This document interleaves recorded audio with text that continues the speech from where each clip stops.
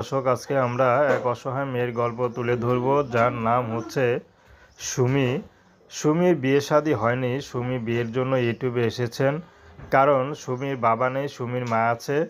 তো সুমির বাবার আগে একটা দোকান ছিল, কিন্তু সেই দোকানটা বিক্রি করে দেয়, কারণ তার বাবাটা মারা যায়। তো সুমির এখন বর্তমানে মা আছে আর ছোট একটা ভাই আছে।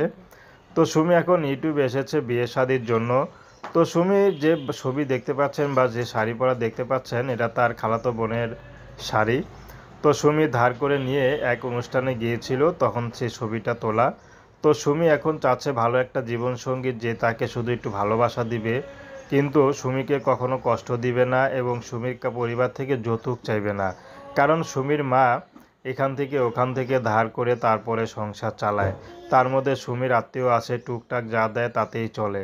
কারণ সুমির একটা নিম্ন মধ্যবিত্ত পরিবারের মেয়ে। তো তারা কখনো চাইলেও কারো কাছে হাত পাততে পারে না। তো সুমি বাধ্য হয়ে এখন ইউটিউবে এসেছে। সুমি কখনো চিন্তা করেনি যে ইউটিউবে অন্তত বিয়ের জন্য আসতে হবে। যদি বাবাটা বেঁচে থাকতো, তাহলে সুমি কখনোই বিয়ের জন্য অন্তত ইউটিউবে আসা লাগতো না বা আসতোও না।